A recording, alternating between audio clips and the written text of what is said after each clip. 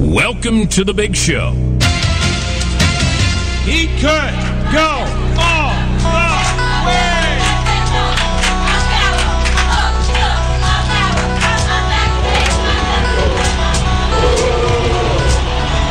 Oh, America! Are you serious? It is showtime, baby. Here we go. Slam, jam, slam, bam. It's awesome.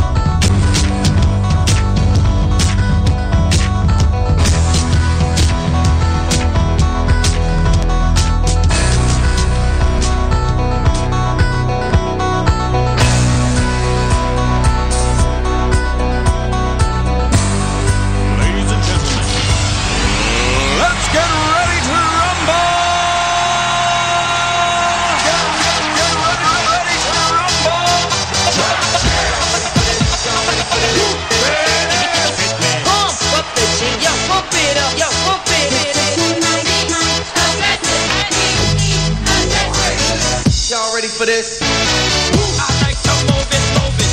I like to move it, move it. I like to move it, move it. Move it. I like to move it, move it. I like to move it, move it. I like to move it, move it. Give it up, go.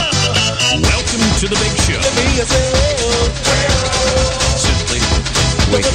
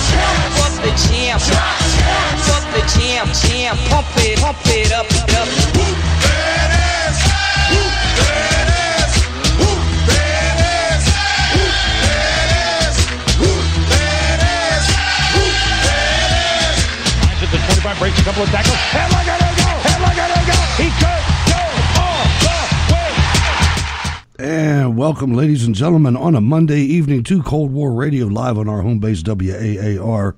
We Are America Radio, your number one streaming source for political and government talk anywhere. Streaming live tonight, another test flight on weareamericaradio.com/live, also on Spreaker. I'm Hutch Bailey Jr., deep down in the bunker, in my Smith & Wesson studio in the city of Pittsburgh, and from halfway around the world, at 02:05 and 6 seconds, let's welcome Mr. Norway to the program. Good evening, sir. Good evening, Hutch. I think I have to adjust my watch here because I had 16 seconds when you said that. Well, it's a rainy day, in Norway, and it fits very good with my mood because they're tearing up the airport runway now. It was opened in 1973, and now they have gradually strangled it with their regulations and laws, and now it's closing down. And to be blunt, it pisses me off because this airport has saved my life, and it's saved the life of some of my family members because it's the ambulance airport. So that's an important one. It's a very important one, but that's the way it's going, and I can't help it. Last week I drove through the city and I saw this kindergarten class, and there were about 20 some kids, and 3 of them were Norwegian. The rest of them were Somalis. So it's a pretty good indication where we're headed in the future. Well, on the bright side, if there is one, it seems that this is failing. Everything that the left stands for is failing all over the world. It's not just in Norway. It's not just in the United States. It's failing everywhere. And I think sooner or later, if Western civilization is going to survive, we are going to have to get nasty with it.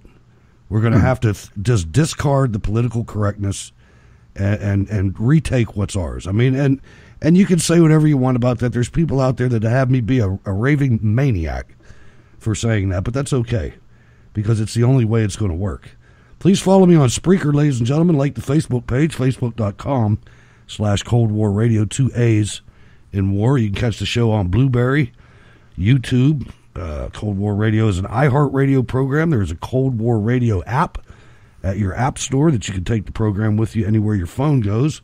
And you can even get on the chat room there. The email for the show is scrtv@live.com. The call-in line for a couple more days is 412-567-1460. The chat room is up on Spreaker. If you go to steelcityresistance.blogspot.com, the links are there. Or if you have the Cold War Radio app, it's right on your phone. You catch the show notes links there, which you're definitely going to need tonight. And if you can, hit the donate button on the website. But even more importantly than that, we're starting to get some subscription services. In other words, I've subscribed the show to a high-tech phone call answering system, and it's got a recurring monthly payment. So if you can help out, become a patron on the website on steelcityresistance.blogspot.com. There's a little button up in the right-hand corner there. You hit that, and you can decide what we're worth to you during a month. That's 16 shows, 16 hours of programming for a month. This is a deficit podcast, as they say. We run a deficit here. But there you go. There's the inside baseball things. It looks like in Texas, a man is emerging down there, Governor Abbott, who's basically laid down the law with these ridiculous traitor mayors in these leftist cities, these sanctuary cities. And he's basically said that these guardians of sanctuary cities are soon going to be facing jail time. And I think it's about time, Norway. I mean, this is something, you see the immigration out of control in your part of the world, and not just Norway, not even especially Norway. Sweden comes to mind. But there, you have to have, if you're going to have a culture, you have to protect it. Absolutely. And they talk about multiculturalism, but what we're seeing in the big cities in Europe now isn't multiculturalism. It's a monoculture. It's balkanization too. Exactly. It's the emergence of Islam, which very easily can be defined as a culture, as one single culture, and Islam trumps everything. It seems. The Ummah. The Ummah. That's right. The Islamic society of the world.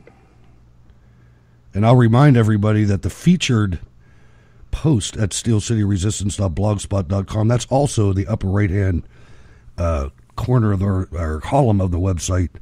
That article has remained posted, the 10 Arabic words that Westerners need to know. And Ummah is one of those words, I think. If it's not, it should be. But anyway, yeah, this is something that's got to be dealt with. Now, just to keep up with the news, because we have to, Susan Rice requested the unmasking of people connected to the Trump transition, and we're going to get into that as we get into the show. But this presents an entire new level of ridicule of the American press. I mean, I don't know. You might have listened to the program, Norway, when I played the clip of the Russians and the April Fool's voicemail that they put on their embassy's answering service. No, I didn't get that. I'm sorry, I didn't get that. Well, basically, it's press 1 if you want us to interfere in your elections. Press 2, I mean, they're making fun of us, because it's so ridiculous. I mean, and they continue to hold on to it. Every single news interaction with anybody of either party, they bring this up, and it's going to blow up in their face. I mean, Kurt Schlichter came out with an article at townhall.com that basically said, you guys are nuts. This is going to explode. You people really did this stuff. You know, it's going to come out. There's a real attorney general in there now. And if Comey doesn't play ball, he'll be out. Exactly. You know, people are going to have to start following the law. And this law is going to lead, it's led right back to Susan Rice, but I don't believe for a single minute that she's as high as it goes. I think it goes higher than that. I think it goes all the way to the president. Oh, absolutely. Absolutely. I mean, this is too much of a cookie jar for the Democrats not to have touched. I mean, it's the core value of the Democrat Party. Look how they have operated. I mean, since their inception, to have this source to be able to unmask the intelligence here and not do it because we're full of principles. No way, no way. I'll tell you something else I'd love to see the rotten Republicans that are involved too. I'd love to see John McCain go away in shackles, man. Yeah, I mean he's the very definition of a rhino. He has no Republican core values. That man. I mean, he is absolutely horrible. And just as the chat room, you got a little ahead of yourself, Rocky. 10 dead after explosion in a Russian subway in St. Petersburg. A bomb went off there, and it took them about a couple hours before they pinned it on the Muslims. But, of course, we knew it right away. There's already been warrants issued for 2 suspects. I'm not going to go into it too deeply, though, because it's going to be covered on every single other show that's out there. And whenever there's a story like that, I usually shy away from it. And there it is. But it's a good thing to take away this Russia attack again. I mean, we have the common enemy. Exactly. We have the common enemy. And they're in worse shape than we are with Chechnya. Oh, absolutely. I mean, they got Georgia and Chechnya right there in all the stands. The stands are all right on the borders. Kazakhstan and Uzbekistan and all those. Yeah, you know, I mean, they're surrounded. And back in, when was it? It was the second Chechen war around, right before the second Chechen war, I think it was 1999, where the Russians lost 300 citizens in the span of a week because the Chechens started bombing Russian blocks, Russian high-rises where people lived, and there were a series of bombs that killed a lot of people there. And I mean, the way Islam is tearing through Russia is absolutely horrible. And if we all took a step back, we would see that we have a lot more in common with the Russians than what separates us from the Russians. I agree 100%. And you can even take that to an extreme level and go to China with the Uyghurs. Absolutely. This is a worldwide stink that needs to be extinguished. And until we can say that, it's going to be a death by 1,000 cuts. Absolutely. And the Uyghurs in China, they're really on the rampage. The problem is that China, still being a communist country, they have a very clamped down policy on their media outlets. So a lot of these minor Uyghur attacks with knives in the streets, we rarely hear about them here. But they have a really big problem, and it's been getting worse in the later years with bombs in the what's it called, in the Red Square, the former palace. Tiananmen Square. Tiananmen Square. That's right. So they have a real big problem on their hands with the Uyghur population. Yeah, absolutely. And speaking of China, the president came out. This is one thing that makes the Queensberry rules people cringe, but I kind of like it. Trump doesn't come out with politispeak. He basically said, if China is not going to solve North Korea, we will. You know, when have you heard straight talk like that out of a politician in any Western nation ever? I mean, this is something that, here it is. There's no misinterpreting this. You don't need a staff of 40 people and analysts to look at what I said and figure out what I meant. This is what I mean. Exactly. And the problem is that because of the previous president has no choice in regards to North Korea. He has no choice, simply. I saw there was an ad in a Chinese newspaper with an offer to sell 22 pounds of highly pure lithium, 6 pounds every month, set for delivery from the port of Dandong in China. And as it turns out, this offer was made by one of the ministers of North Korea. So what is lithium used for? Well, you can make lithium. You can make metallo-organic compounds. You can mix hydrogen and lithium. And as you know, hydrogen comes in with two isotopes, deuterium and tritium. And with these isotopes, you can make a hydrogen bomb. So knowing that North Korea has already detonated three nuclear weapons, test weapons, they can attach a bulb of lithium to this conventional nuclear weapon and saturate this lithium with deuterium, hydrogen, and make a hydrogen bomb, which is 1,000 times stronger than a conventional weapon.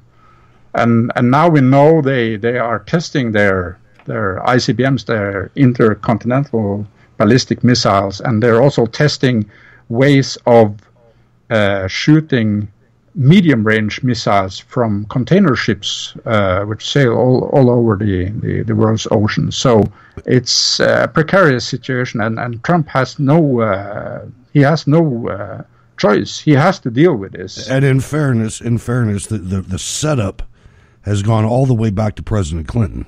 Oh, absolutely. President Clinton started this. He's the one that started selling them things and giving them diesel fuel and everything else. And then on the other note, we just talked to a defector, a high-level defector from North Korea that said that Kim Jong-un will use these if he feels the need to. So it's no joke, and I'm glad there's adults back in office. But the women at The View, they didn't seem to take that same approach. They feel that, let's just listen to what they feel, pay special attention to the reaction of the audience. Why don't everybody face it? He needs to be taken out of office. He needs to be impeached. He's a menace. You say Kim Jong-yum, what do you call him? Kim Jong-yum's crazy, so is he. But we talked so about... is he. Let's get real. Come on. We talked about the... He's nuts, and we're in the middle of it. We talked about the Twitter tirades and how dangerous his words were as Trump... So there you go. The women on the View have lost their minds, but that's nothing new. Their mindless audience is right up there with them. So they think that they can. I don't know what that. You heard Maxine Waters talk about this. You hear people talking about impeachment. Juan Williams wrote an article yesterday talking about the impeachment of President Trump. These people have lost their minds. The guy didn't do anything. I mean, it's unbelievable to me. That they would even be talking so stupidly. Just they're showing their rank ignorance. And you look at, I got to tell you, Norway, I looked right before the show. I looked at the 4 major news networks. And we have General El-Sisi of Egypt visiting at a high-level, state-level meeting with President Trump. And the only network that covered it was ABC News. It wasn't covered. I mean, it wasn't prominently covered at CBS, NBC, CNN, ABC. ABC had one blurb at the beginning, and all it was quoting what Trump said. It wasn't an official report of the state visit of the strongest country in the Middle East. I mean, when I heard this clip that you just played, I just went, are you serious? Are you really serious? I mean, comparing Kim Jong-un to Trump is like, what kind of a stupid tree did you fall out of? And I mean this is a man that has built a $10 billion enterprise. He's building his whole life. He's constructive. He knows how to work with people. He's a doer. He's a creator. And they compare him to the worst hellhole, communist hellhole in the world, and their leader. I mean, seriously? Where's the education in people? And she doesn't even call him by his name. She calls him Kim Jong-un. Yeah. Kim Jong-un. It's really. They don't know what they're talking about. It's that simple. It's absolutely true. And now let's get into the meat and potatoes here a little bit. From the Center for Security Policy, one of our favorite sites, and Norway's as well. And Frank Gaffney and I think Robert Spencer's over there too, maybe. But U.S. Muslim Brotherhood and Saul Alinsky, a match made in America. Now, Saul Alinsky, if you'll remember, ladies and gentlemen, is the absolute hero of Hillary Clinton. Actually wrote her college thesis about the guy. And a real guidepost for Barack Obama. In September of 2015, the Center for Security Policy published Star-Spangled Sharia, the rise of America's first Muslim Brotherhood party. Warnings issued then have since been confirmed, specifically that the United States Council of Muslim Organizations, I've never even heard of that one before, while deceptively cloaked in red, white, and blue, is simply the leading edge of the Islamic movement in this country in pursuit of civilization jihad, which we've talked about several times over the years. The Muslim Brotherhood's information operations, including many tactics learned directly from the KGB, have enabled this organization to insinuate itself gradually into a position from which it can assault the pillars of our society through academia, the judicial system, the church, all levels of government, the media, intelligence and security agencies. And, it hurts me to read this, Norway, because I've reported on this. I mean, we had Mohammed Alibiari in the Department of Homeland Security with a top secret security clearance taking his laptop home. Nothing. I mean, no. And I actually came across this article today, and I've followed the Center for Security Policy for a number of years.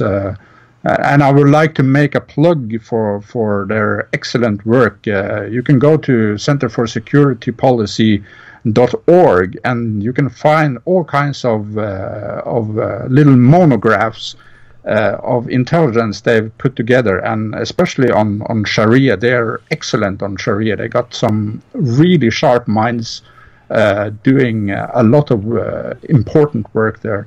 And most of these monographs, they are free. In fact, some of them you can buy for a few dollars if they're available as print. But you can download most of them for free as PDFs.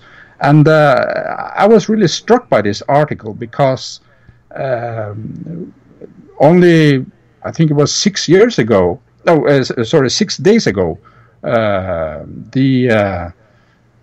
infamous Ilyich Ramirez Sanchez, or Carlos the Jackal as he is known, was sentenced yet again for a third lifetime sentence in France for terrorism. And if you trace his work back, this is his dream come true.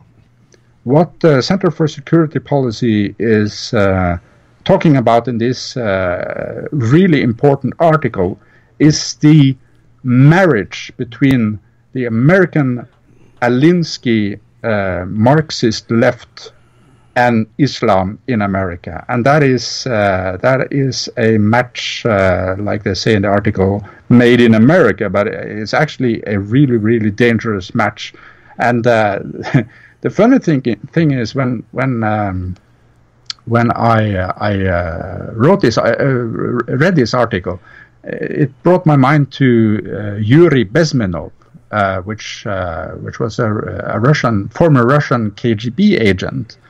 And the tactics you can go to YouTube and you can look up Yuri Bezmenov. It's Yuri, and his last name is Bezmenov. And he's a former KGB agent, and he laid out the exact tactics that the KGB used to undermine America. And is that real old? Is that a real older film?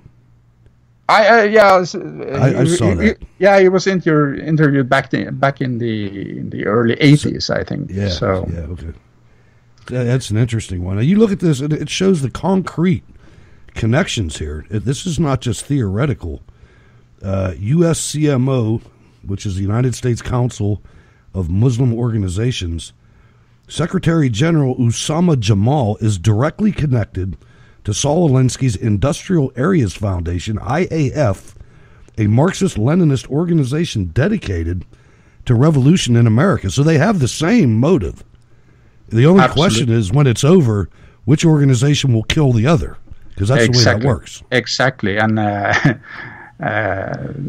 from what I have read of communist manifestos and the core texts of Islam, I would say that Islam has a leg up on the Marxists. The Marxists are just too stupid to understand what they're being employed to do.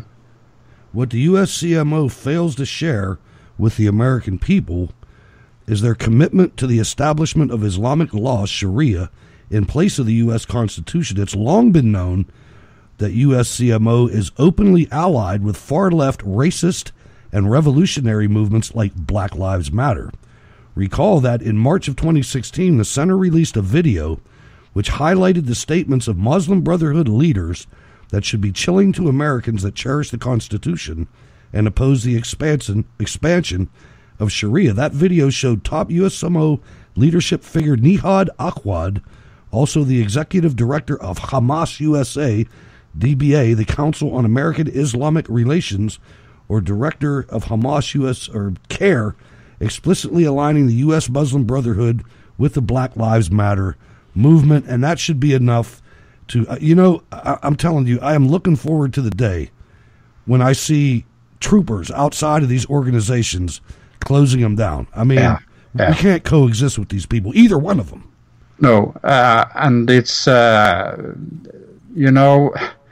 they're getting bolder and bolder, and they really don't hide anymore that their goal is really to implement, to rip out the Constitution of the United States and implement Sharia. They're so bold now. I mean, it looks like nobody's stopping them, and they constantly come back to Second Amendment. Yeah, well, we got the right to say that, but seriously, when people express their views that we are going to take your nation, we're going to destroy the foundation of your nation, it's time for people to act, because that is not freedom of speech, that is subversion. Well, you look at the children, the people of college age right now, they're totally closing down the First Amendment. I mean, at almost every school. And when you have millions of people that openly and very cheerfully and enthusiastically support a guy like, what's his name? Bernie Sanders. You've got a problem, man. You've got an intelligence deficit going on in this country, and it's something. Go to the show notes links, ladies and gentlemen. You can read all the details. It's an excellently put together article, and also go to the Center for Security Policy. There's much more. There's some on the website too in the research room. It's fascinating stuff. But we're gonna raise people's feelings a little bit here, Norway, because I came across a good one in Breitbart that really republished something from the Associated Press, and it's titled "Bit by Bit: Trump Methodically Undoing Obama Policies." And this is going to show you just how corrupt your media is. Your media is standing in sedition against an American president that's trying to repair actually 16 years of destruction by the Uniparty. So let's just go over some of these things without looking at all the editorials. Let's look at what he's done so far. Climate change. Signed an executive order to deliver on his pledge to unravel Obama's efforts to curb global warming. Internet privacy. He's expected to sign a measure soon that has actually been put out Norway with misinformation that this is going to destroy privacy somehow. I mean, the misinformation campaign against this guy is just wall to wall. Every network, both sides of the aisle, everywhere. Yeah, well, I said the Second Amendment in my last segment here. I meant the First Amendment. I've been reading so much up on American gun laws, so I'm totally hung up on Second Amendment. Well, yeah, internet privacy is interesting because I've seen several articles that are blatantly fake news, to put it bluntly. They are scaring people, but with the well, if this goes through, your time as a private citizen is over. Your whole life will be blurted out to God knows who. But it's scare tactics, and if anyone was concerned about their privacy, I mean, they should take a look at what the Obama administration did. I mean, they used this information gathering to target people. You have the IRS for instance, as an instrument of exploiting data. This is merely opening the market for internet companies to take, and it's quite anonymous data to sell to companies to tailor their advertising better and their product lines better. So you have lists of IP addresses and what you prefer browsing on. It's nothing like the deep state. No, it was a non-story. He's expected to sign legislation erasing another Obama rule, one that barred states from withholding federal family planning funds from Planned Parenthood. So abortion, he's got a movement on. The Keystone XL oil pipeline, he greenlighted that long-delayed project on March 24th, reversing Obama's decision less than 18 months earlier.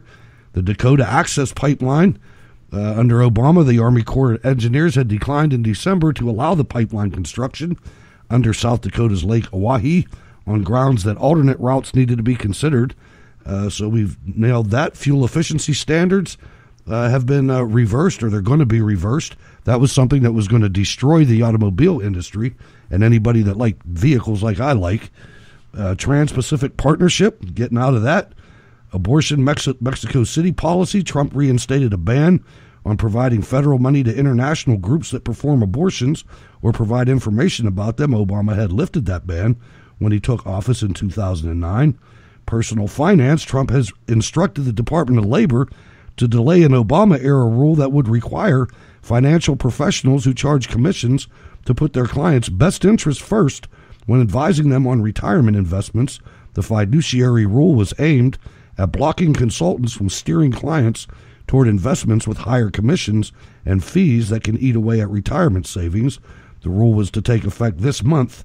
The financial services industry argued that the rule would limit retirees' investment choices by forcing asset managers to steer them to low-risk options. So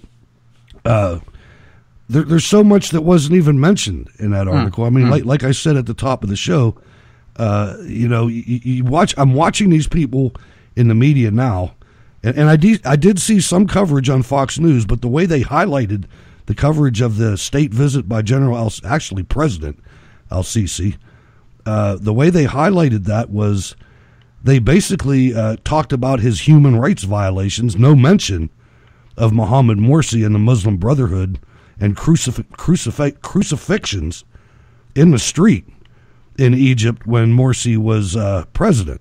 No mention of the United States government siding with the Muslim Brotherhood, no mention of John Brennan and James Clapper standing in front of Congress, Clapper saying that the Muslim Brotherhood is a mostly secular organization that eschews violence. I mean, he said that to Congress, and nobody hit him in the mouth. It's unbelievable. I mean, Al-Sisi is one of the most secular leaders I've seen in the Middle East, and compared to Morsi, he's a dream come true, really, because he's a military man. He's secular minded, and actually so much so that he has had threats from the Al-Azhar University, which is the one big Islamic university in the world. It's like Cambridge, Oxford, Harvard, all these Ivy League universities rolled up into one. And their primary objective is to study and further Islam, and they've been very unhappy with Al-Sisi's rule. So, I mean, you shouldn't really look a gift horse in the mouth. Al-Sisi is I think it's the best we can hope for in that area. He went to that very same university and told them, you know, we can't do this. We can't be this way. If we are, look how many other people are in the world. We Exactly. can't go and trumpet this Islam's the only thing. What about everybody else? Which is a completely un-Islamic thing to say, because that Right. is he is by and large he is an apostate, and so deserves the death penalty according to Sharia law. But he's been around the world, and he understands that if we don't stop this, somebody's going to start bombing us. Exactly. Because in the end, that's what's going to happen. I mean, people can pretend it's not. But in the end, the Western nations are going to come to grips with it. It might take a lot more pain, but at some point in time, I guarantee you, red-blooded Americans, you drop another building like that, and people are they're going to force the government to do something. You know, the thing about Americans is we have a lot of food over here. We got a lot of beer over here. We got a lot of liquor over here. We have a lot of fun things to do here. So most of the time, people don't want to hear it. But there comes a certain period of time when even that's not enough, and people rise up. I mean, you should have seen this place after 9/11. It was another world, not for very long, but for about a year, it was another world in this country. And Unfortunately, the swamp was ruling back then, and the deep state managed to take the edge of that movement. But you're absolutely right there, and you know, it's also my understanding that Hamas and CARE, they realize this. So their main prong of attack now is civilization jihad. So they're I don't think they're too happy with too many violent attacks, because I mean the immigration is working so great until Trump. That's right. They're still in Mecca. They're still in the Mecca Islam here. They don't have to go to Medina just yet. Carrie from Florida. Good evening. I think you're on there this time. Carrie, you there? Doggone it! I'll tell you what. I'm going to be glad. I want to be glad when we get our new system in here, and it's coming. It's coming, ladies and gentlemen. It's gonna be a little while yet. We're gonna install it on Wednesday. Hopefully, everything works out all right, and then we should have it in here for Thursday night's program. We sure are hoping so, because this is really a pain, and plus, I think people are going to stop calling because it's already gotten real slow. But anyway, we'll try this again and see if it works. But in the meantime, we are going to move to Eli Lake and Susan Rice requested unmasking people connected to the Trump transition. But first, let's welcome Kerry to the show from Florida. Good evening, sir. Okay, Mr. Bailey. Can you hear me? I can hear you. All right. Good evening, Mr. Bailey. Good evening, Mr. Norway. Good evening. I wanted to get this in because you're going to be talking about, everybody's talking about this unmasking stuff, okay? Folks, it's all about semantics. Okay? Because it's a fight for your mind, it's a fight for your soul. Mr. Bailey, I'm about to use a word that you probably will remember, and yet we haven't heard in a long time. It's called redacted. Nothing is masked. It's redacted. So what they have done is they have replaced the word redacted with masked, simply so that they can say, oh, it was unmasked. Well, no, you can't unredact anything, just like you can't unmask anything. You have to mask it before it goes out. How do you think Eric Snowden got all the information? Because none of it is masked. It's just sitting in a big, huge collection area where anyone has access to. So now they think they think that your information is safe when it's not. It's anybody has access to this. So there was nothing.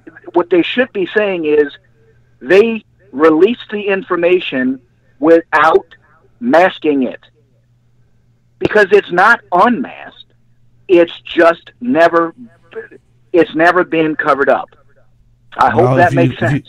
If you listen to what we're getting ready to present, the way they put it is that I guess analysts or whoever's job it is to go to those to actually get the raw data, they're supposedly supposed to, when an American comes on there, they're supposed to change that. They're not supposed to run a black line through it. They're supposed to change it to American number 1, American number 2, and the people in the government can see that. But then when Susan Rice saw that, first of all, she probably knew who the target was anyway. You know, they don't just go out and do this on their own. But Correct. that's when they were using the term, she asked for it to be unmasked so she could see the names of who the people were. And once it was, people's names were in there, that's what they distributed. Okay, now remember, you just used a term, it's called a skiv that they go into. A skiff. Those people, a skiv, whatever. Those people I've are been in looking one, that's at, why I know. They're looking at the raw data. They aren't looking at, they're seeing the names. That's right. why you're right. it's a That's secured true. location. That's okay? true. So when you go in, that's the reason why he had to go, and he didn't go to the White House, he went to the White House complex. Nunez did. Right. The old Capitol building. And actually, the skiff is for people, that's not for the professionals. Where they're getting the data is above and beyond the skiff. That's like you get shot if you go in there. That's not, a skiff is where the government people look at it. Well, like and politicians. Again, they have so much it's a data. secure facility. It's a secure. That is just a facade. That's just to let you think that you're safe. Okay, because people. I know. I'm gonna tell you about your best friend, Alex Jones. He said, "Look, we got in contact with these people, with some other people that were unrelated to the government. They said, oh yeah, we know where this is, because it's not just the government that does this, that collects this information. They farm it out to other people. Where do you think? Again, I go back to Eric Snowden. Where do you think he came from? He wasn't a CIA agent. He was a hired third-party person to collect this information at the NSA. Yeah. Correct. So they went to these contractors. They said, "Oh yeah, we see this information all the time. Oh, you want to go in? Give us the what do you want?" We go in, and what Alex Jones is he redacted the names, but he said, "Hey, here's their addresses." He said they even got my information in there, and he pulled up Trump's and everybody's. He said, "There it is, right there." And we saw it, but we're not going to violate the law by giving you all of the information. That's what's there, and anybody can get it. It's semantics. That's all it is. And now you see just how much of a power grab. Why do you think the libertarians have been screaming for so much about privacy? basically, folks, anything that's transmitted over the internet, anything that's transmitted over the air, is gotten by several entities. And before that, they used to look at letters and everything else. I mean, it's not like it's new. It's just reached new levels. Hey, I got to let you go, Kerry. I'm running out of time, man. Thanks for calling. All right. Thank you so much. Yeah. So there you go. It's a grab of power. They weaponize everything they touch. And the basic thing I wanted to talk about this was who she sent it to. I'm trying to see if that. Okay, that's not part of this. But we caught out Eli Lake from Bloomberg, called her out, and then Mike Cernovich went even further, a journalist who was on 60 Minutes, and he was the first to break the story. And at 60 Minutes, they called him fake news on 60 Minutes just this Sunday, just yesterday. And then he breaks this and comes in and went one step further and said that New York Times reporter Maggie Haberman knew about the Rice requests and has chosen to sit on it in an effort to protect the reputation of former President Barack Obama. And, of course, they said that his claim was all 100% false and everything exactly. else. Well, it's... I mean, when is fake news media going to learn? They've been hassling Trump now for spreading fake news and fake rumors and what have we not, and it comes back to bite him in the behind every time. Trump tweeted out that he was wiretapped. Trump was right, period. And A.B. Stoddard sat up there on Fox News tonight and tried 6 ways from Sunday, using what Kerry said, using semantics, to make it like he was wrong still. Yeah, I mean, these people got to cool out and stop it. It's over. It's time for sentences. Absolutely. You know, you look at the Gateway Pundit came out. The unmasked names of Trump private associates were sent to Clapper, Brennan, and Rhodes. All 3 of those bastards ought to be locked up, too. They all work for the federal government in high levels. They should all be locked up for 50 years each. They got to set an example here, and they got to send them to Leavenworth. They don't need to send them to some country club. They need to go to Leavenworth. I mean these people they've shown their disloyalty to the Republic, and another thing is that. Obama, as he was leaving office, approved of new rules that gave the NSA the ability to share information with 16 other intelligence agencies. 16. I mean, when you have information sharing on that level, nothing is redacted. Nothing is held back. You always, when you share that much information with so many agencies, you're going to have leaks all the time. And the leaks were ruthless. I mean, that's another thing that you almost have to wonder about the journalistic side of this. The people in the media that got this information knew it was illegal, knew it was going to destroy Flynn's career, although he would have petered out himself anyway. He'd have flamed out over Turkey. But still, you know, you look at the rest of these people, and it's like, you can't do this, man. This cannot be tolerated. If you don't have the integrity and decency inside your quote-unquote news organization, then you're going to have to pay for it, too. I mean, this is something that we have to seriously consider in the entire Western world what we want the next 100 years to look like. Because we're setting the plate right now.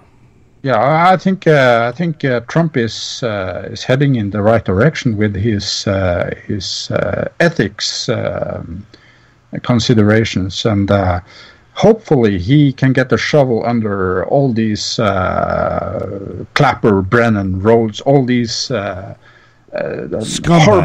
scumbags, and root them out. And it's, I mean, I saw this 60 Minutes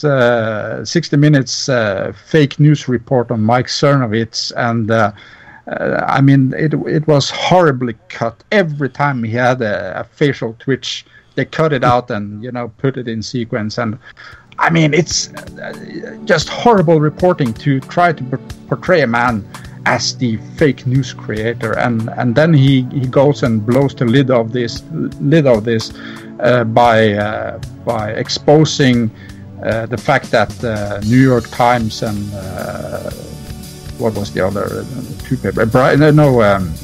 New York Times and Bloomberg. Oh yeah, but I don't. Bloomberg, Bloomberg. Yeah. Both of these news outlets sat on this information, and they decided to do nothing because it would expose Obama for what he was, and that's when and Mike Cernovich knew this because he has his spies in this. He's doing the real work that the American media he's won't doing do. Exactly. He's doing real old-fashioned journalistic work, and I mean, it's fantastic that 60 Minutes tried to portray him as a producer of fake news. Oh, yeah. RSBN got a good catch there. I never really heard of him before. He's doing good things now. They're talking about him on Rush Limbaugh and everywhere. Man, it's a good deal. Now, finally, the embedded deep state at the State Department is really ticked off because Jared Kushner, Donald Trump's son-in-law, is in Baghdad representing the United States of America with the chairman of the Joint Chiefs of Staff. Good for you, Jared. Do good out there, man. I love it. There's pictures in the show notes links. You go in there, there's all kinds of pictures of him with the chairman of the Joint Chiefs, and it's a good thing. We're running out of time, Norway. I got to ask you, how can people get in touch with you on social media? I am at Norway for Trump, and that is with the number 4, both on Twitter and Gab. And a big shout out to Aaron Ritson, to Rhodes and Rocky, and all the other great guys in the chat room. And several of them have given me really good tips on news stories. So thank you very much, everybody. God bless, and have a nice evening. Well, thank you, Norway. We always appreciate you coming on the show and bringing a different perspective to Mondays on Cold War Radio. I want to thank everybody that's listening live, anybody that's listening to the podcast, or however you listen to the program. Just do me a favor and tell your friends, spread the show around a little bit. If you enjoy it, somebody else might too. And don't forget to become a Cold War Radio patron. That's where we need you, but we need you first and foremost listening to the program. I'm Hutch Bailey Jr. on Facebook, Berg's Eye View on Twitter. Stay tuned. The Wayne Dupree program coming up next on Spreaker.com and RSBN.TV, WCCD Radio AM out of the Cleveland area, K-Truth, all kinds of different places. Thanks for letting me into your life for 1 hour. God bless.